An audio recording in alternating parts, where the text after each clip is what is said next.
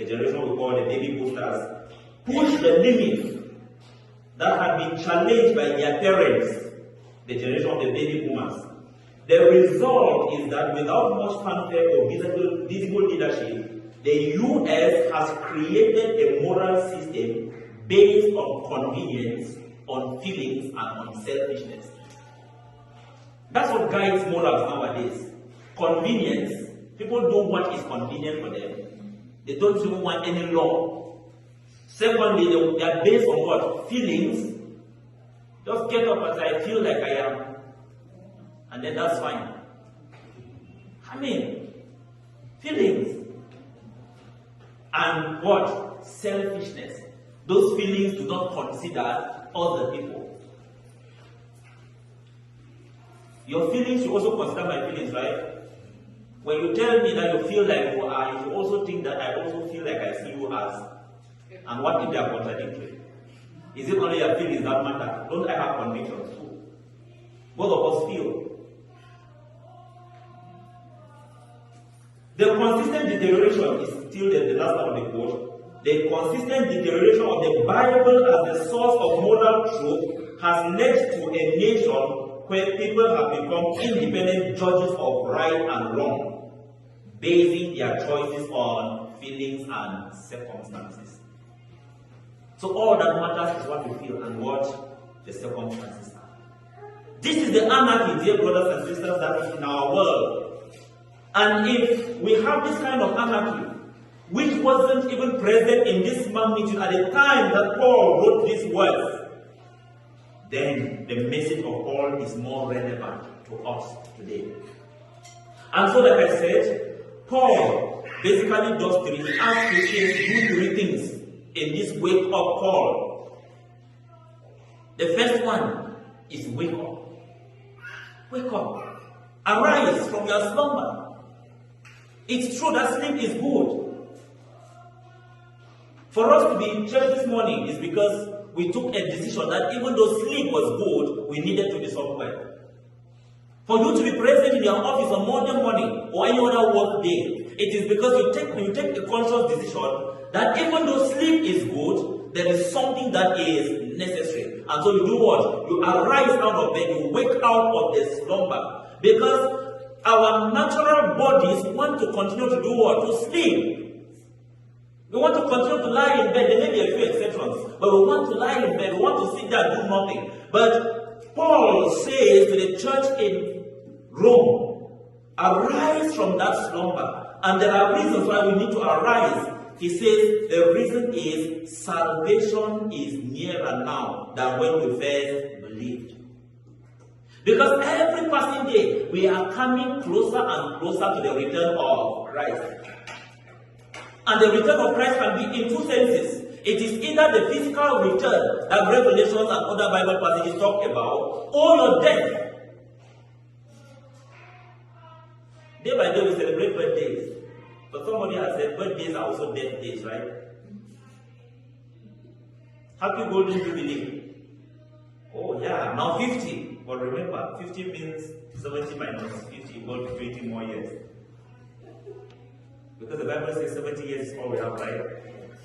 So when you are 50, it means, okay, 20 more years. So when you celebrate birthdays, also remember. So what it means is that day by day, we are shifting and shifting towards the end time. Whether it is the end time as in the return of Jesus Christ, or the end time as in your end on earth.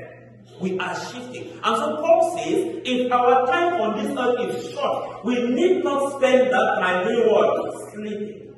As Christians, we need to use that time wisely. Not only for ourselves, but for the global good of Christianity. We need to advance the cause of Christ. We need to not just lie there and slumber and live as if everything was okay, because it is not. We have to live for Christ. To live for Christ means live in such a way that you impact others. Live in such a way that by your living you can even challenge some of the evils that are in the society. Live in such a way that you can, sometimes even by just the way you live, deliver people from the path of destruction that they have chosen for themselves. But it just seems as if all is okay. Souls around you die. Souls around you are heading on to destruction. And they can't even see any example in your life that can call them back to the right path. Paul says, arise. Awake from what? From slumber. Awake. Because the day of salvation is nearer than at first.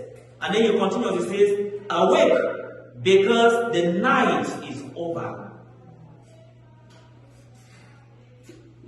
And day is almost here. So let us put aside the deeds of darkness and put on the armor of light. Awake, because by virtue of the fact that you are Christians, you are not people of what? The dark. Jesus Christ represents the light. A light has shone in the darkness. That's what we hear on Christmas Day. When Jesus is born, a light has shone in darkness. And so followers of Jesus Christ are supposed to be people of the light, not people of darkness. And literally, dear brothers and sisters, darkness is the time when evil multiplies. One father told his teenage son, who was always hanging out late at night with friends, and he called his son and said, my son, it's not like I hate you, but I want you to take note. Nothing good happens at night. So the night is not a place to be out of home. The night is a place for us to be home, sleeping. Of course, we know that if in the context where we work 24 hours, if we are out there working, that's fine. But late nights usually goes with evil activity. That is why even the evil activities that people do during the day, they kind of create the night, right? When bandits who operate during the day, you think that they go do their stuff in the market. They go to an uncompleted building somewhere, an abandoned house somewhere, which is literally kind of, they are creating a darkness during the day. They find a place where nobody is going to identify them. People who do drugs. Of course, in Canada, drugs are legalized, you can do that on the streets, but go to a place like Africa. They find a place where they go do their drugs. They create a kind of darkness. Paul says, we are not people of darkness. Let us live. Let us awake from slumber and live the light of day. Now, after awaking, Paul says the second thing that we are supposed to do is to put aside. To put aside. We sleep in pajamas. When we get up in the morning, if you got up in the morning and show up at work with your pajamas, I'm sure people will be looking at you and like, what happened to him today? Is he right upstairs? Where was his wife when he was leaving home? Or where was her husband when she was leaving home? Right? So we have to, because there are dresses that are for the night, I'm just using that as an analogy.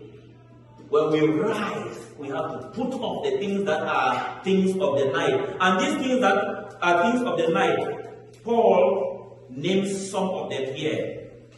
So let us put away these things. Let us behave decently as in the daytime, verse 13. Not in carousing and drunkenness. Not in sexual immorality and debauchery. Not in dissension and jealousy. These 6 things that he names here, carousing simply means wild parties. Those wild parties where there's a lot of alcohol and rough talking and all those drugs. Wild parties. Sins that promote the animal part of you, that feed the animal part of you. And before long, you do something after engaging that wild party that you regret it. So Paul says, those kind of parties, avoid them. And he links it with drunkenness. He puts them side by side because in wild parties there is what? Excessive alcohol, and people drink and they get drunk. Paul says, avoid that. Those are deeds of darkness. Then he names the next one, sexual immorality and debauchery. Sexual immorality, debauchery is just lust. Still a form of sexual immorality. Say, avoid that. Your body is a temple of what? The Holy Spirit. You know, sexuality is one of the sins that is present everywhere. The music industry promotes it. The film industry promotes it. You don't watch a movie on Hollywood without seeing nudity, without seeing, giving us the impression that sexual immorality is fine. Most movies are centered around that. And it looks like that is what people want to consume. So the movie industry understands that this is what people want to consume. Even nudity, you see young girls nowadays, they come on social media, and just the way they present themselves, they have no content. But people flock there to go watch because they are really not listening for anything they have to say, because truly they have nothing to say, but they have their bodies to expose, and people are there to watch it. And they make money on YouTube, make money on that. And the paradox is, when even adults watch it, they